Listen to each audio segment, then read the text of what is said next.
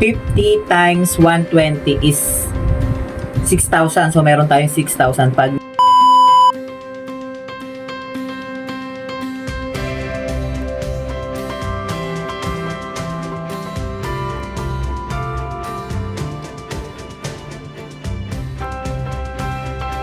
Siyempre, tutulong ko sa inyo kung paano gumawa ng hair extension. Eye tip yan. Ito yun kasi naka-eye siya, tapos naka-tip siya na sa dulo. So, ganito, kukuha ka ng konti. Yan, itong parang ito yung magiging strand. Yan, ito yung pinaka-strand niya. Kasi strands kasi marami naman siya talaga. Pero isang strand to pag ginenta namin. O pag kinabit. So, ayan. Kailangan mo ng buhok, then hair iron, tapos ipa-flat mo siya ng ganito. Ipa-flat mo yan. Na may keratin glue. Kailangan keratin glue ang gagamitin nyo. Keratin glue para yan na-flat. Then, after nagkaroon na siya ng glue, kuha kami na ito at ibibilog ko lang siya dito. Yan. Ibibilog ko. Then, meron na tayo na ito.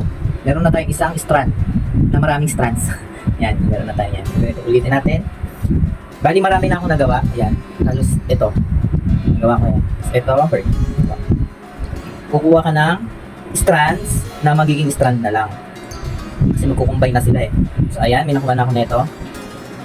Then, hawakan ko yung dulo. Then, ipa-flat ko nito. Hair iron na mayroong keratin glue.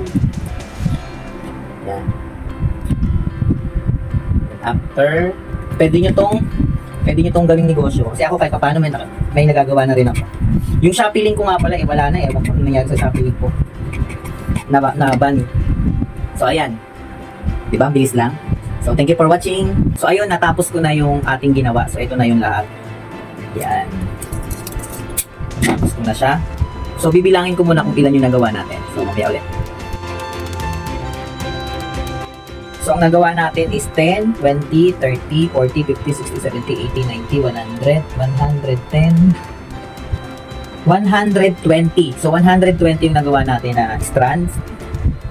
120 strands. So, ita-times natin yun sa 5 o magkano yun? Ay, sa 50. 50 kasi per strands ang bigay natin. So, 50 times 120 is 6,000. So, meron tayong 6,000 pag nakabit na natin ito sa ating client. So, ang kulay kasi niya is orange something. So, kukulayan pa natin ito. Dapat talaga may bayad din yung kulay. So, ang gagawin natin, ipiprint na lang natin sa kanya yung kulay para mag-match dun sa color ng buhok niya. So, thanks for watching!